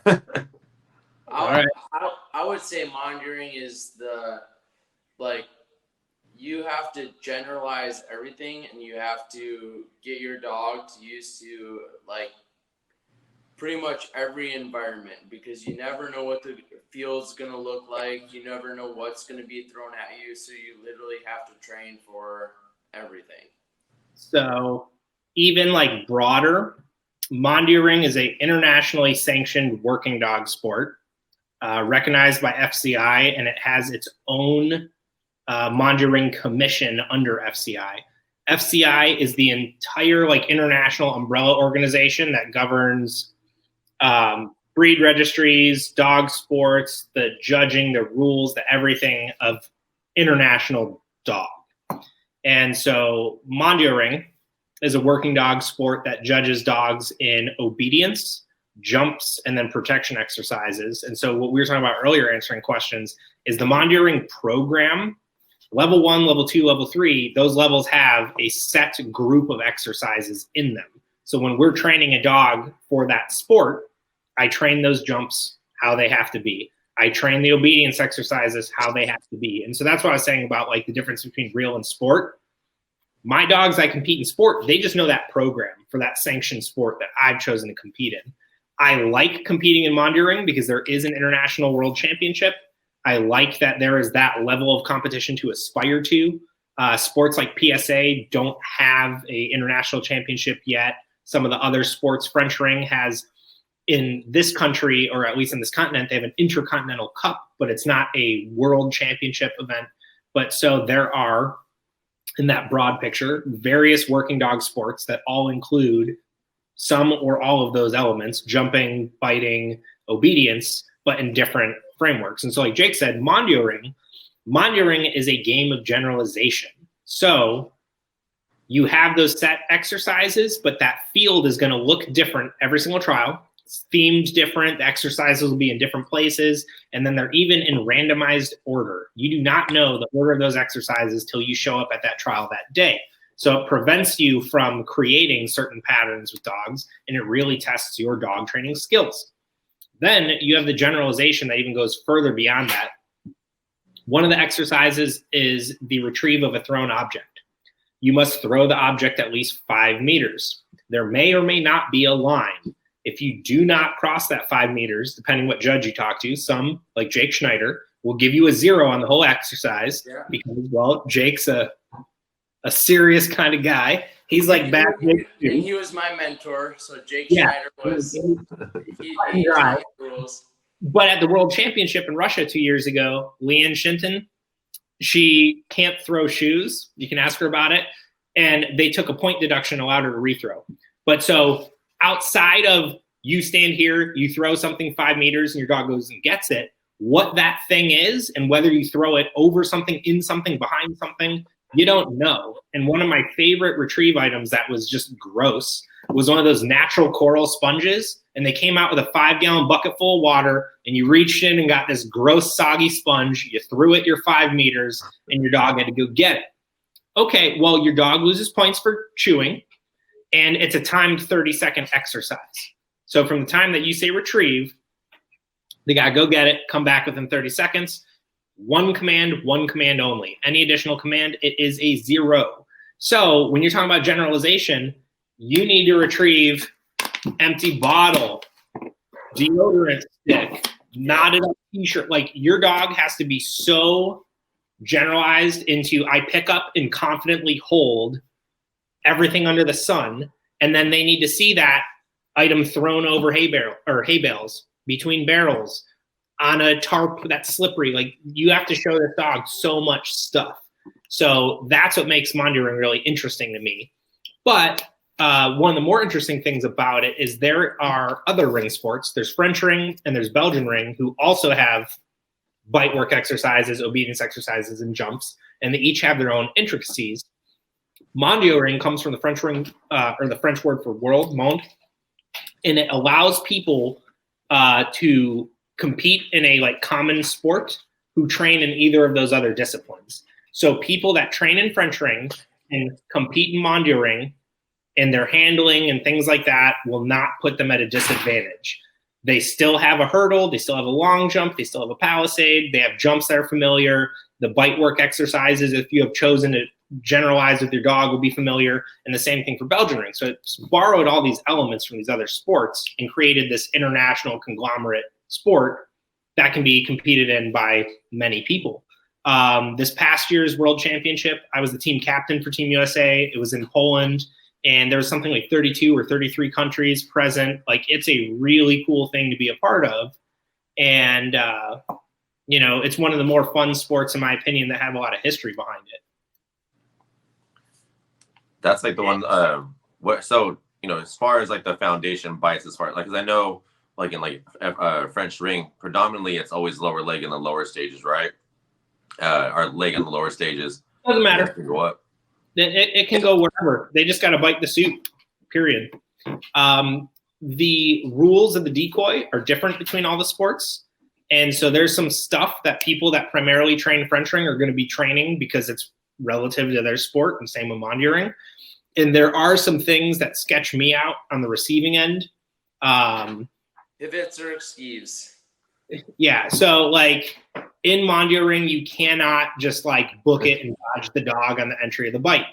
That's one of the most impressive parts of French ring, is the athleticism of those decoys and dodging or esquiving the dog on entry and repeatedly making them hit. And so when you get these dogs that have been kind of prepared for multiple sports that may target differently, things start to get interesting. The front of the jacket high center line is pretty common in French ring as a target that's taught for the return from the esquive. You get a dog that misses on entry, and then that decoy is going to try to bait him to a leg or an arm or something and make another esquive. This center line is moving a lot slower than an arm or a leg or whatever. Well, in Mondioring, we are supposed to stay within a 1 meter wide by 2 meter deep space on entry. We got nowhere to go. And you got a dog that's coming at that high target. If you don't read it very well, that might be your face. And the 2017 National Championship, Joachim Dovat got his whole chin bit. Good face bite that took him out for the weekend. That wasn't necessarily like a trained technique thing. That dog came up and over an accessory. But it is one of those things that like I became very aware of as I just chronically got hurt more and more and more, was that I need to be real thoughtful about what I'm doing standing downfield beyond just like the, you know, exercise I'm performing that second. But so Mondioring in a whole is a really cool international sport. And we got a pretty good thing going in this country. We got 24 active clubs right now across the country. U.S. Monitoring Association hosts a national championship every year, and they are the national governing body for that sport. And they are a member of AWDF, and that is our pathway into international competition. Nice. And I like that. I talked when I think one of the first times we talked, Bad Jake, was that you explained to me like the scoring system of it. Like as far as like, you can watch it if you know the scoring system, and you can actually score as like the judge would score through it if you when you in detail. Like that was like the cool thing, because I thought about that after we talked. I was like, damn, it was like, similar to like, any other sport, like, oh, they, basketball, they do this, or like, this, they get a point. Like those are all things that I think that's pretty cool as well. Well, and so that's one of my arguments. Like, so I've competed at level 3 with 2 different dogs. I put up some really good scores, put some really bad scores. I've competed all across the board, But so as a competitor, knowing those rules enables me to handle my dog in the most advantageous way possible. And so each exercise in the rule book has a table of deductions beneath it. And so that's like an arguing point I have with that judge, Jake Schneider, taking the full exercise. His explanation to me was, it says you must throw 5 or more meters for the throw and retrieve. And so therefore he interprets that as if you didn't throw up 5, you can't perform the exercise, 0. But I, as a competitor, look at that deduction table, it's not in there. There's the deduction for a repeated command, which is 0. There's the deduction for chewing. There's the deduction for if it times out over 30 seconds, but nowhere does it say did not throw 5 meters, 0 points. And so I've been able to compete rather heavily with my older dog and do fairly well, being very versed on what deductions are possible and letting that guide my training. So I didn't get hyper-focused on something that doesn't matter, or creating some other problem that would roll downhill because I focused on some little thing. I knew with Ty that I was forever going to lose my outs, like forever. I walked on that field knowing that I was like 20 to 30 points down every single time because of dirty bites and outs. Rather than beating him up about outs, because then he just wouldn't bite, I just got smart on obedience and jumps and tried to make up points wherever I could. And that's the game side of it. Like, Ty's not a super serious dog. He's definitely not a police candidate. He's not a personal protection candidate. But like, I was realistic about the dog I had, and I was able to compete at all those levels, level 1, 2, and 3, and also in French ring, and just manipulate my handling to make it the most advantageous that it could be for that dog. So like, I was never upset with a low score. And I look at, and like you just said, like as the routine was going, I'm like, okay, that was normal. This is normal. That's not, and work through it. So that's the cool thing. But I was playing a game. I wasn't getting like hyped up that I was trying to build this like monster. He bites how he bites. And then I had other things to worry about. And so like, I know like in French ring too, the handler can deduct points from the score. Same in Mondio. Okay. You do something dumb, see ya. There's a procedure for each and every exercise. Additional commands take points. Improper stuff like conduct takes points. And this is interesting, and I definitely know this. Your conduct at a trial the entire day can deduct points. You could have finished competing at 10 a.m., your score sheet's on the fence, and at 4 p.m., you're booing Jake while he's on the field. A judge can leave the field, go take your score sheet, and take points for sportsmanship. Oh, shit. It's the whole day. I've never lost those points, but I've been suspended from the organization twice. I know the bylaws. I know the disciplinary process. And I'm just going to say that those are points that your dog did their job. Don't rob him by being a jerk. Hence why he's named Bad Jake. Yeah. Well, I failed my first 2 times trialing for mondeering because handling skills, like it was just all handling. Like that's you have to know that stuff going into it. I saw the same guy fail by about the same amount of points 2 days in a row at a trial. He lost 22 points the first day for not respecting the judge's direction. And he lost the same 22 points the next day for the same thing plus additional points. When you watch Mondy ring and French ring videos, you'll hear a horn, like an awooga honk honk horn. That is the judge signaling for the exercise to progress.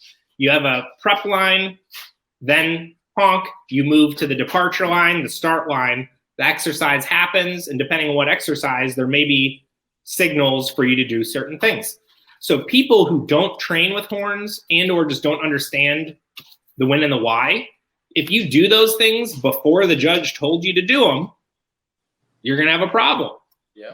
So this person, he would do his prep. He would tell his dog sit and be like, all right, it's the retrieve. And then he would just heel to the next line. And the judge would be like, I guess you were ready. Honk. And then same thing, they would get to the line. And before the judge honked for you to throw, he'd have already thrown it. And then they can't have you send the dog till the thing stops. So it's rolling and tumbling. And he already sent his dog. And the judge, same thing. Well, fuck me. Honk. And like that guy lost every horn, every line. And that was at level 1. You have to pass with 160 out of 200. So like he already was down 22 points if his dog was perfect, and his dog wasn't. So like he robbed his dog a passing score 2 days in a row by just not slowing down, and not being familiar with how the field operated. And that falls under one of those things like training with other groups. I've trained a lot of places where they don't train with horns and they have members that are prepping for trials. They're like, I don't know what that means. And like really is an issue. We spend a lot of money as competitors and decoys flying over the country doing this stuff. No one pays you to play dog sports. You know what I mean? Like you do it because you want to do it. Read the book. The PDF of the rules is on usmondyring.org. The PDF of the rules is on ringsport.org for French ring. The PSA rules are available on the like. It's not some secret code you have to go find on a treasure map. You can click on Google, and you can have the most recent, sanctioned rules. And if you're an expert of those rules, no one can rob you of those points. And I've had judges take points from me, and then I later contested and showed that like procedurally this was incorrect. And in some cases, I received those points back because it genuinely was wrong. So like, you got to know the stuff. Yeah, that's one of like the cool things I like about that sport in general is the fact that you guys, it is really structured in the matter of like it can be scored pretty evenly, and like just like we just said, you can actually like present this, show them the video, show them what happened, like they did everything they needed to be doing, but for some reason the judge didn't adhere to like whatever like the actual rules were in particular at that point in time. So like if they don't see something, they didn't see something. And I've gotten points taken from me, though, that were like super, super BS. Dominique Petone, who gave Jake a 4 in his decoy book, and that ain't a good thing.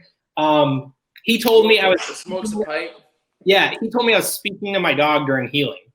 I was like, I definitely didn't open my mouth, like for sure.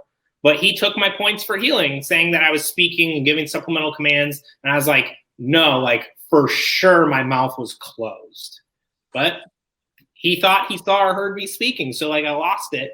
And then on the reverse, I've, made a mistake that maybe a judge didn't see. And whatever, like Dave Croyer, who's a judge, has told me, when playing all these sports, either is or isn't your day. And so sometimes an error that you might have done 10 trials before, not knowing was wrong, got you today. And that's just how it rolls. Like you got to learn this stuff, read the rules better. So, yeah. That was one thing. I had a guy apprentice under me for a little while. He's a French ring guy over at Jimmy's, Jimmy Van Hove in Santa Cruz, and that was like the one thing like they were so particular on. That's the one thing I like really like respected. Like what Jimmy did with him was it with if he like messed up on something, it's like, all right, you need to read the rule book again.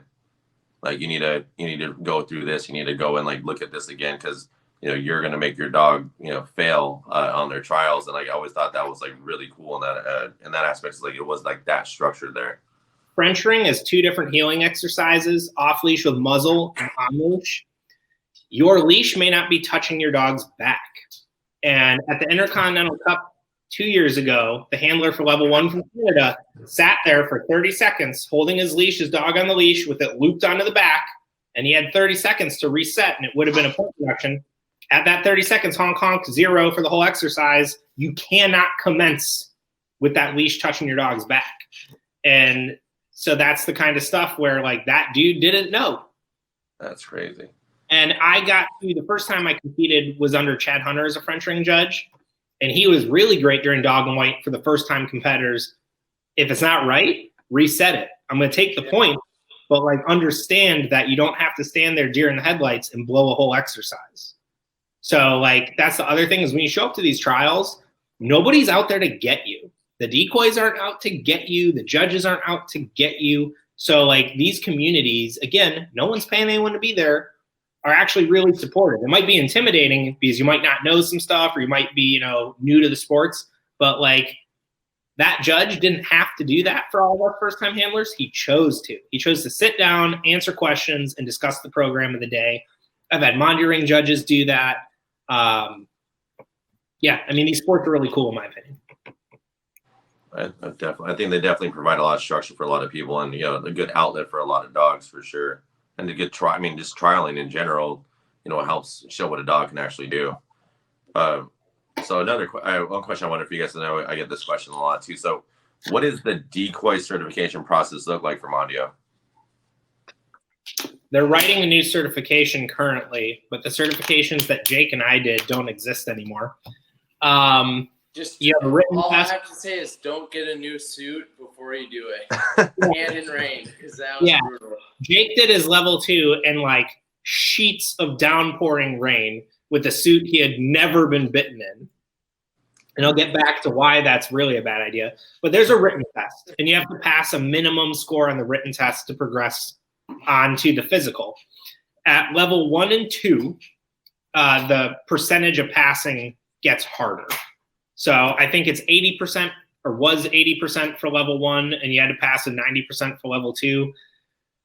That written doesn't exist anymore. But then the physical, when we did it, was 2 500-meter runs, a run that was hurdles in the suit, and then a slalom.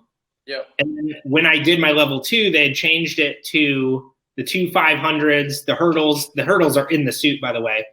And then they were talking about changing it to a suit slalom. The level 3 certification is only done at the international decoy selection at the World Championship. And that's a 1 kilometer run and then a slalom in the suit. All scored for points. There's a point table, you know, minimum point to pass, whatever. And then on the practical side, for level 1 and 2, you are doing the entire Ring 3 program additionally with a level 1 stick attack. And for my level 1, you also had to do like a scale, the level 1 defense and a level 3 defense. My level 2 was the same way, but then for super selection, or international decoy selection, you do the entire level 3 routine, but you do 2 accessory attacks back to back. And it's all running like congruent. So you do stick attack, 2 accessory attacks, you do a defense, you do a flee attack, you do the object guard, you do the search and escort. Like you're out there doing like 9 or 10 exercises, cruising, and you're being scored on the accuracy to the rules. So, you know, it's all about knowing those rules, whether you're a decoy or a handler. So that's the certification process. And you're certified under a judge and then under a panel of another certified decoy. And again, like they're updating this because every year there was some kind of issue that they're trying to fix and progress, move forward. Yeah. But, yeah. Because when I got my level 2 certification, I was the only guy running in the rain with a brand new suit. That made it a lot more challenging than when I certified as a level 1 decoy. And Jumping hurdles in a brand new suit. Yeah. With 4 other guys, you know, where I was able to take a breather and whatnot, you know, so it's different. Something that like is leading towards these changes though. So for international selection, the points awarded for the physical are a sliding scale. So the first place finisher, that's 20 points, and then it runs down the way. Here, because sometimes you might only have 1 decoy certifying, they just have a point table. They did a revised point table last year, and to get 20 points, you have to be Usain Bolt. And like the minimum pass score was insane too. I was on the panel for David Broderick's level 2, and he's the current USMRA president, and he like smoked the run. Like he was cruising. And I look at the stopwatch and I'm like, you literally almost failed by 1/4 of a second. Like it was so tight. And it's just like, this is ridiculous. This dude not huffing and puffing, like breathing good, blazed this thing, smoked the slalom. And I'm looking at these times, it's like, who can run these? And so that's been like a consistent issue with doing it here. International selection, when there's, 60 of us doing it, all right, well, you can, make your points off that. Or some years there's like 20 or 30. You still have enough of a spread to make that sliding scale. Whereas here, like Jake said, you're the only one out there. So who are they going to score you against? You got to follow those, like you said, the rules on that. That's always interesting. I remember that was the first time I talked to Jake about, because at that time when I first met, Good Jake was, I think it had been almost a decade out of any form of sport or anything like that. And things were much different back then. And, when I talked to Jake, he's like, yeah, it's you got to do a physical test, you got to do a written test, you got to do this and all that stuff. I was like, I thought that was really cool. Cause for me, I always stress, especially with my guys, the importance of being a decoy, especially a trial decoy. Cause one, you got to test the dog, but you also got to make sure the dog is safe and you're safe as well. So that's one of the cool things I really respect about Mondio was the fact there is that level of rules and judgment and understanding and just qualifications to be a decoy out in the field with these dogs who are people are like you said, no one's getting paid to do this stuff. It's you're flying somewhere, you're driving somewhere, you're paying paying your trainers, your club to train a dog and then put them on the field against this person they've never seen before or they probably haven't seen before. And then, now your dog's life is in their hands. So I thought that was a really cool thing when, Good Jake was telling me about that. So I was like, damn, I was like, cool. At least these people are, fucking taking, every extra step to make sure that the people are qualified. They're catching the dogs are doing a good job and, actually qualified for it. The issue that I think the USMRA has struggled with has been, again, with that point table and trying to draw the line. So in Russia, I ran the best slalom in the suit I've ever ran. I think it's 160-meter slalom. And I came in second to last place on that physical exam. First place to me was a spread of 8 seconds. I didn't get lapped. There wasn't 30 seconds between us, 8 seconds. Jesus Christ. So when then they're trying to revise point tables here and they have this 35-second spread, but again, full points is Olympian sprinter and passing is still cooking. It's making it harder than it needs to be. And we have a really good decoy committee that is taking the time, I think, during all this Corona stuff to really work hard on this stuff. So I think it's going to be continuing to evolve. But that was just something that, I did 3 selections in 11 months. And it was just as I was prepping and things would change, it was come on, I need to know what the goal is. And I found the international system to just be way more realistic because it was about the performance. When you did those 7 exercises plus the 2 accessory attacks, they wanted to see you run from start to start, be ready on time everywhere and get that stuff done, not huffing and puffing. That's important. I am not running 160-meter slalom in a suit in a trial, but I have to be on time and I have to be to my spot to do my exercises. So trying to find that middle ground of what's applicable and what isn't, what's gratuitous. Yeah. That was one thing, I think it was my second trial that I ever did was hey, you need to be on time. You need to hustle your spot. So that's one thing that I've carried on when I do work. It's no one's waiting on the decoy, no one's waiting on me. I'm going to be there and I'm going to be ready to go, Except that one time in Pennsylvania. Yeah. Where and Jake has his jacket off.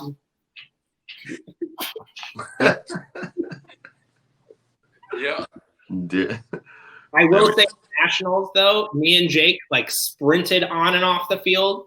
And then the decoy hide, the tent for us, has to be 5 meters away from the fence with a closure. And they put this pop-up tent I don't know, 40 meters off the farthest corner. Like, we had this super long, maybe 160-meter sprint just to get out there to report in.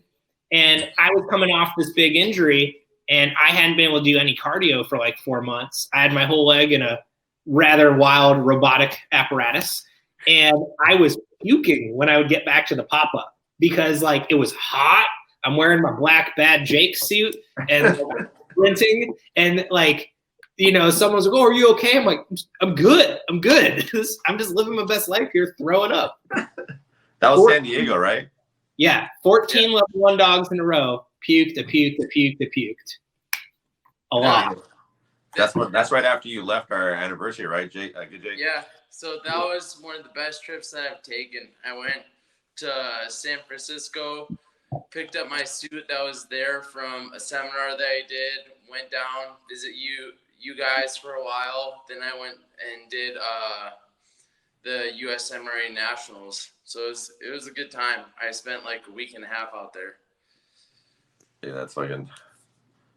That was actually that was a fun time. Yeah, it was.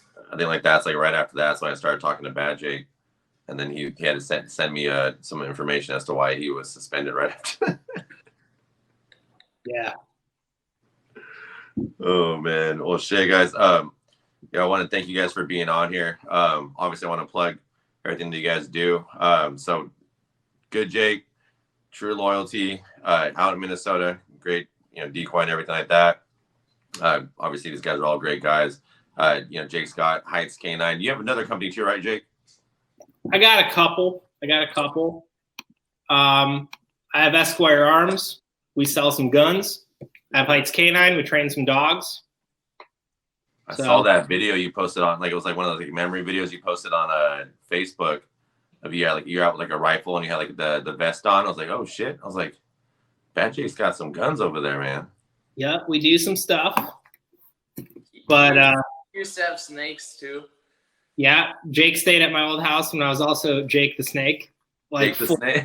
Yeah. Doing it up. The man of many businesses. Yes, sir. Well, shit, guys. Let me cheers you guys, and then cheers, guys. Thanks for being on. Cheers. This is my water. Yeah. And then, so check these guys out. All the links are on the Q&A part here. And then next week, or actually not even next week, in like 2 days, we're doing the Working Dog Radio Crew. So that'll be fun. But I'm gonna get you guys back on here, and then Ray Allen codes, drinks and dogs, 10% off. And yeah, guys, I appreciate you guys being on. I'm sure the PCU team is going to hit you guys back in a second, but I just saw the question tab on here where people asked questions. I didn't even know that was a thing. Oh, you didn't see that? Are you full screen? Now I am. Yeah, no, they so or for people who are watching this, there's a back end team to this. And Ramen was answering those ones, or at least forwarding them on, and then we lost Good Jake again. Oh, look, there he is. I'm back. I gotta answer this one real quick because it's been blowing me up all week. Not this guy, but this one about marking during detection. Oh yeah. Yeah, you have to mark how your dog knows how to learn. So if your dog knows markers, use them. Don't just bomb them with a toy. That doesn't mean anything. If your dog doesn't know markers, click or verbal, bomb them with a toy and teach them that way. Simple. That's the easiest answer I've given to anything tonight. Yeah. That was the cliff notes, the extreme cliff notes of a Bad Jake answer. But it's the reals. Like, if your dog doesn't know something, don't use it. If your dog knows something, use it. Yeah. That's just ask Bad Jake about the Israeli army and prepare for about. Well, so you posted something wrong, and I had to immediately jump on there because there's some people out there that don't even speak Hebrew that'll try to tell you some things about the IDF. So I had to just jump in real quick. And then I was like, bro, like, I can't just write all this. And I laid it down for you how it works. It was like, I think it was like 1 a.m, like my time. I think it was like something super late my time. And then like Bad Jake's like, he's taking like an amazing amount of information. Like, I have not been informed like on anything like that through anything in social media, and probably even some videos and like books I've read. But like, I'm literally sitting in bed and like I was going to sleep, and I'm like, I listened to like the first audio message that he sends me, and then like we go through. I was like, oh fuck, well I'm not sleeping. We're gonna listen to this shit for a long fucking time. Yep. But like, when I you just sat there and I went through like the time he spent to fucking go there. I was like, oh no, I gotta respect this motherfucker. He's like, he's doing like all this shit like to the T, explaining everything. I'm like, I am gonna listen to this. It had to be. I mean, I don't know. It was quite a bit of time. I don't remember how much it was, but it was definitely a lot of information. Well, so like the IDF is something that all these people think's like some mystical thing. I served with a ton of dudes from California in the IDF, and I served with a ton of dudes from countries all around the world. But so it's one of the things that you hear the most BS about, where people like say these crazy outlandish things or just don't know how it works. So anytime I can set someone on the right path and share information, because it's a really cool experience and it's a really awesome military and, you know, fight for good things, I jump on it. So you happen to hit that like target, like, you know, phrase where I'm like, I can't just let this drop. Like this has to. And you do that with dogs too, because people are like, Jake's coming at me. I'm like, no, Jake's just coming at you with whatever's true, you know? So if it's not, like you're going to be set straight. I have no BS meter. It's either the real deal or it's nothing. Hey, that's how it should be, though. I appreciate you having me, man. Nah, man, I appreciate you guys, man. You guys are awesome people, and, you know, I'm sure everyone on here is going to see that, too. So make sure you follow the Jakes. Good Jake, bad Jake. I'm sure the links are all on here. Again, you know, drinks and dogs will be something we're going to do continuously, so get you guys back on here, too. But, yeah, man, appreciate you guys. I'll let you guys get back to, you know, normal life with all this stuff. But right thanks, on. guys.